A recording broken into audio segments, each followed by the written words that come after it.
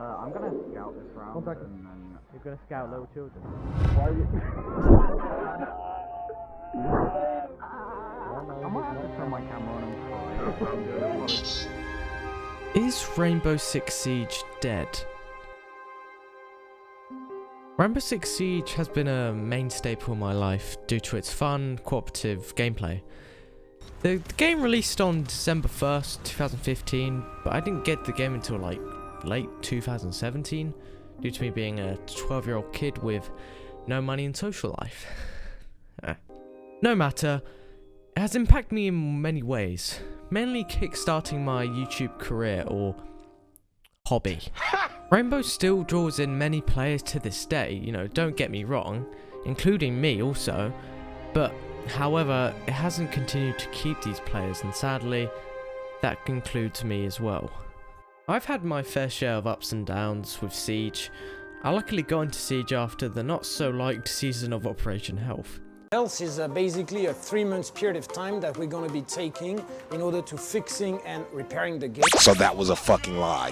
Health wasn't liked due to its, cancelling the Year 2 roadmap Ubi planned, which gave Rainbow players high expectations and excitement. Apparently Ubi went, game's smart, and so they subverted from their previous plans and tried to fix the game.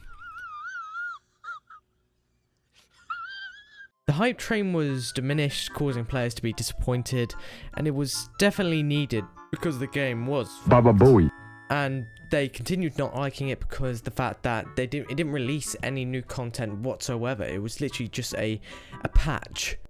But obviously, the patch didn't seem like it did anything.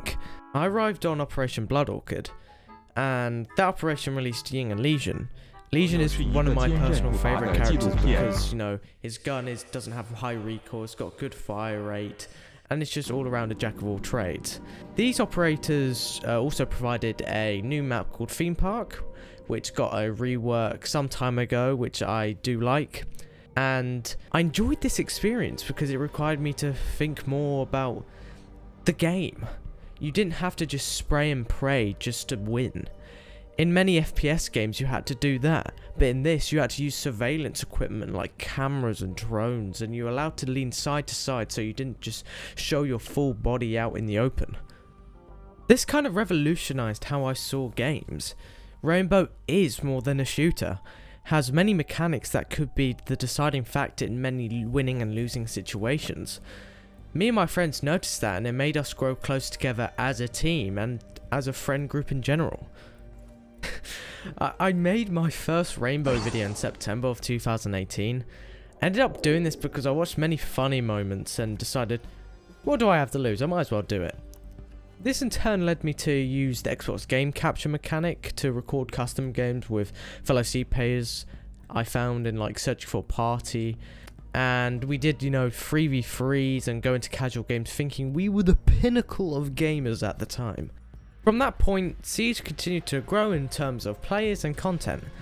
Many operations were released, increasing the fun factor for the countless. Ranked was the main stage for me and my friends. It gave us a challenge and the motivation to get better at the game. Operation Chimera was the first time I was ranked, being ranked in Bronze 1, and in Parabellum I got Silver 3. They were decent, I wasn't the best at the time, but as I kept playing I got better. Until Burnt Horizon, I didn't play ranked that much due to me switching between consoles of Xbox and PC. I'm fast as boy. Nevertheless, I got Bronze 1 on PC. Phantom Sight and Ember Rise was played on Xbox, being established in Silver 4 and Silver 1. And that made me really happy because I was getting closer to gold, meaning that I was improving. Not until Shifting Tides and Void Edge my Rainbow skills were revealing themselves. On account of that, I got into gold rank 2 and 3. This gold streak went into Steel Wave and Shadow Legacy on Xbox. I got to gold 1 and gold 2. I was edging towards platinum. The goal was to get into plat, but this resulted in me getting burned out. And this also happened to my friends, so obviously we couldn't work together to get to that set goal. My personal best MMR was 3027. If I had continued and won a very good ranked game, then platinum would be in my grasp. Rainbow peaked the most for me when COVID hit. and so did it for many of the player base. In March 2020, the player base peaked at a staggering 198,567 peak of players. This data comes from Steam, so it doesn't count from like Ubisoft, Epic Games and other like clients that source Rainbow Six Siege, so just keep that in mind. This is probably due to the fact that most of the world was in lockdown and gamers were looking for something to kill the boredom and lack of interaction. Ubi was pumping out content from operators to map reworks. It was a good time for me and my mates, and I still look back in those late nights to this day. The downfall for Siege for me was Operation Still Wave. I would play Siege occasionally and invest time into ranked, achieving some decent ranks, but it got repetitive. Countless hours were put into Siege and I wasn't feeling the reward. No new maps were released and mainly reworks of maps were, and the operators didn't interest me that much. Maybe due to COVID, but still, I wasn't feeling the joy I would in the early days of Siege. Age definitely played a part for me and my friends because, you know, my GCSEs were coming up and I didn't have the motivation to play games, especially Rainbow. In May of 2020, the peak of players dropped incredibly by 40,000 plus. The dip continued till November, having a peak of only 94k players, a staggering 100k difference compared to March. By this point, they had not released a map in 6 seasons, and they weren't going to be releasing another one with the last season at the end of the year. One of the common issues with R6 and Ubisoft is, while they do scrap things like 2 operators a season, because to be fair, operators have little impact compared to before, they don't replace this with something else. So let's give an example. Let's say it's like Wednesday was timetabled to make a second operator. Now that there's only 1 operator a season, everyone is taking the day off on Wednesday. Whereas they should be dedicating the time to make more impactful changes or refining the current operators, which they said they would, but however the only operator to receive a true rework is Tachanka, and the other changes to the operators don't come as close to matching up with the weight of losing 1 entire operator per season. Another big issue is the hollow promises that Ubisoft make. They constantly fail to follow through on these promises set out on the roadmaps.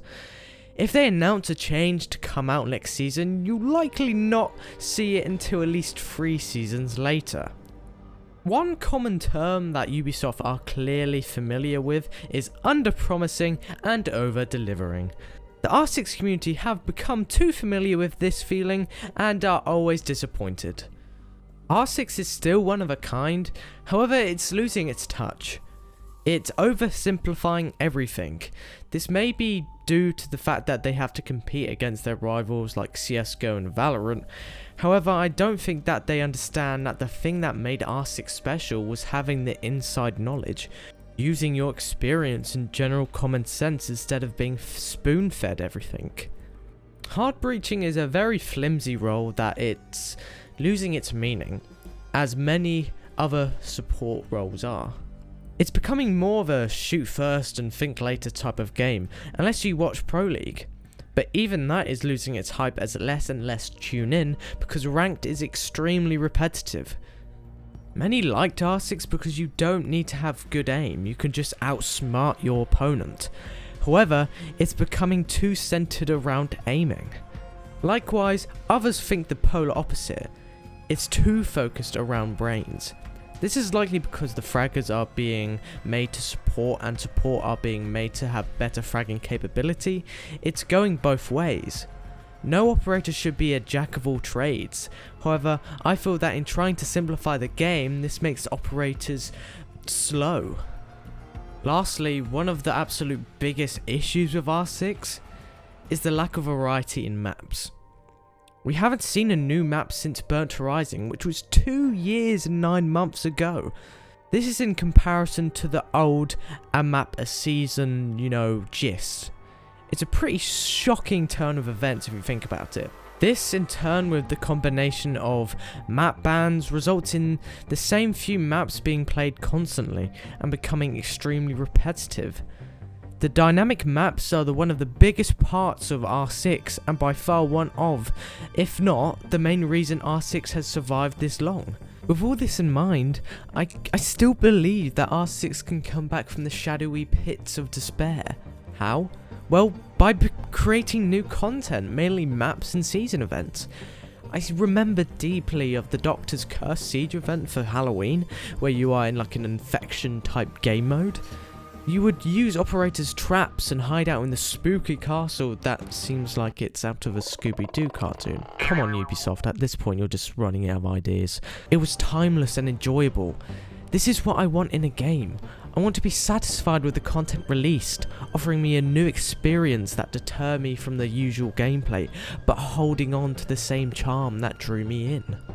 With the help of the community, I definitely think that Rainbow Six Siege can come back from where it is now. It's definitely a game that is worth to be played due to the fact that it's different and it's fun, and the ranked competitive community is very ambitious. But what they've given them now isn't so.